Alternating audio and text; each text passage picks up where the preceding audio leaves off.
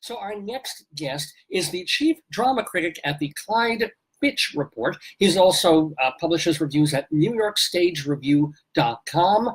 He also has a new short story collection out called Great Dates with Some Late Greats, and we'll talk some more about that as well. But he's David Finkle, returning to the neighborhood. And welcome, Dave. How you doing? I'm doing great, Dave. Thanks for asking. Oh, right. So you're a theater critic, a short story writer. How much time do you spend, like, in a given week or day writing?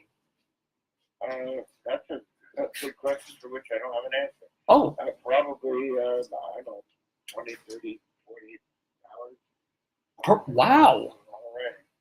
That's pretty good. So what did you think of the Broadway season overall?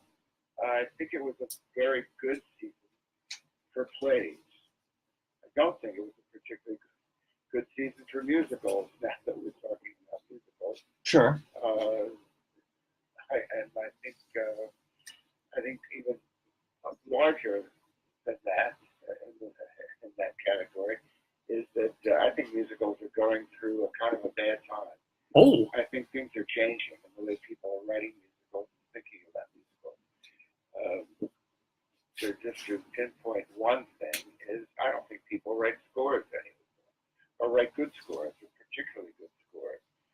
You later, or maybe already, you've talked to somebody about the revivals of My Fair Lady in Oklahoma this season, and there are musical scores that are wonderful. Yeah. I mean, but those are glorious masterpieces. Not everybody can knock even Rodgers and Hammerstein and Lerner and Lowe can't knock a masterpiece out of the box every time. Not every time, but when they did it right, they were great. Nothing this season comes anywhere near that quality. What do you think is missing? Is it because they have to work in a modern pop idiom? I don't. That's a possible answer, a part of the answer. I'm not sure. I think what's missing is standards. I don't think people know about the craft of music writing and lyric writing. For instance, rhyming used to be very important in writing songs, and good rhyming lent itself to the wit and sophistication of songs. People are careless now. They don't think if you rhyme forever and weather, that's good enough for them. That's for people writing today. Well, let me ask you though. The thing is, over the years, dozens and dozens and dozens of people have come out of the Lehman Engel, a class act writers workshop for musical theater. People coming out of NYU and stuff. So there's people who are craftsmen. Why aren't they making a masterpiece every year or two or four? I think that there probably are people coming out of those. There's the ASCAP songwriters seminar and out of the BMI, Lehman Engel, although Lehman Engel is no longer running it. Right. But what's happening is they're not getting their plays on. They're not getting their musicals on because they're unknown. And what gets on is marquee. The emphasis on marquee names, not necessarily the songwriters, but say this season and was nominated. Beetlejuice has a marquee name. Tootsie is a marquee name. Yeah. Those things get on because producers figure no matter what we put behind it. Well, yeah, but then again, everything comes from an adaptation. And The King of Siam was a book. Pygmalion was a play. Those turned into magnificent musicals. So there's, you can. People who know what to do.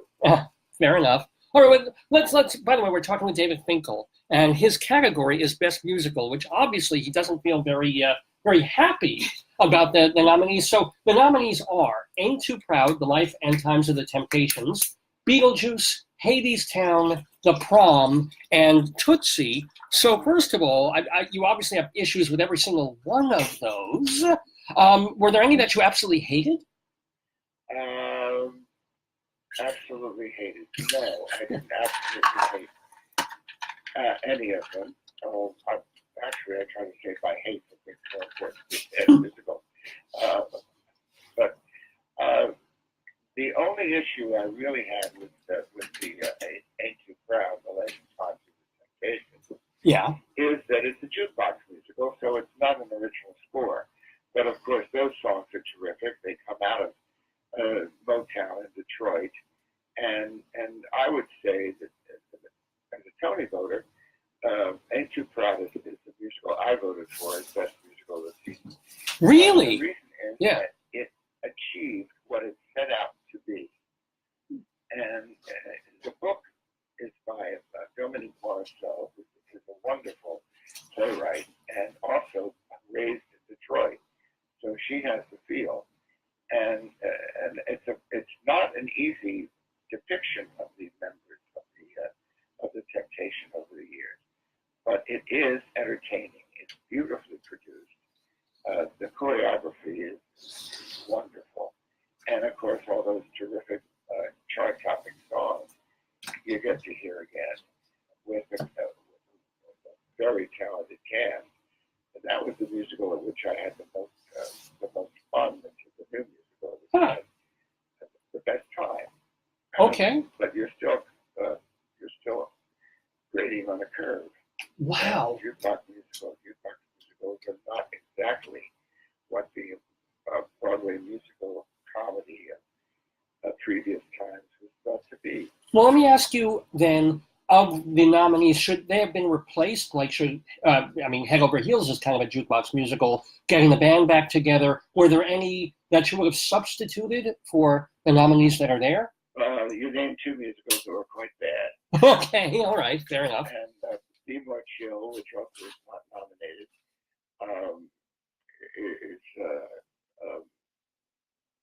I think is not as good a score as Joe Iconis can write. But it does appeal to young people because it's really about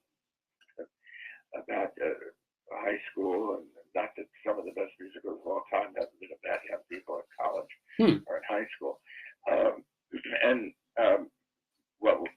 The other musical of the year that was raised to mediocrity was Pretty Woman, which is very, very successful. Yeah. But not enough to, I think it could have been in this category ahead of some of the others that are. The musical I like best after Ain't Too Proud was Hadestown, or is Hadestown. But I did not like the second act. And Anais Mitchell, who wrote the score, did write some very clever, catchy tunes. But something happened in the second act that just was not up to the first act. And so that's why I didn't go for that, what I had against that one. Well, last question for David Finkle. I want to ask you, if you, and this could be a play or a musical, your favorite show on or off Broadway for the whole 2018-19 season? It could be a play or a musical. Well, The Ferryman. The Jesper Worth's Ferryman is the best play I've seen in maybe a decade. It's a remarkable play about the Irish Troubles set in 1981. And it's been winning awards right and left. And at the New York Drama Critics Circle, where I'm a member, we named it the best play of the year, and I think there's no question about that. But there are very many other good plays. If I were to name a musical, I would say the best musical of the season, which is the public, Girl from the North Country, which used Bob Dylan songs, telling a story of the Depression set in the 1930s. Very strong, very tough-minded. Of course, and you might think, well, it's Bob Dylan songs, it's also a jukebox musical.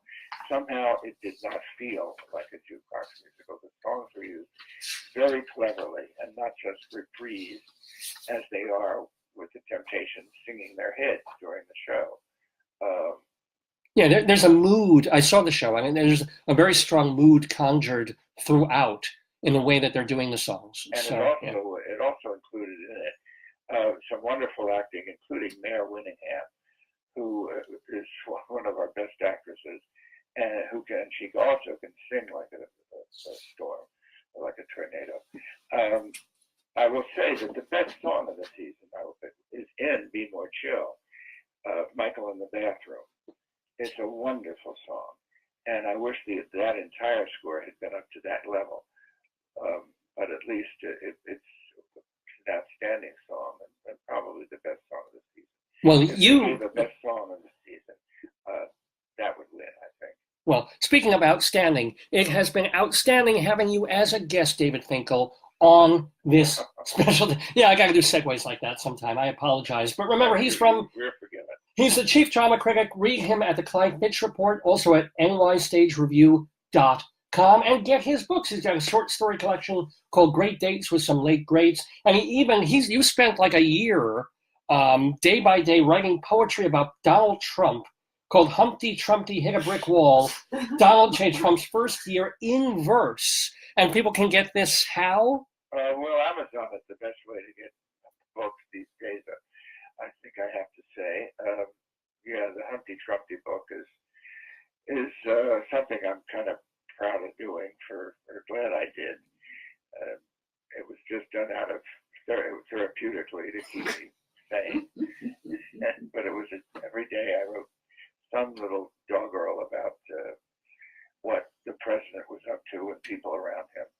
Well, cool. Well, we're thrilled with sharing what you're up to, David Finkle, and we thank you very, very much for taking part in our Tony show. And we wish you a very, very happy summer and then a happy new season. Well, thanks, Dave. It's always a pleasure talking to you. You too. Thanks, man. Bye-bye.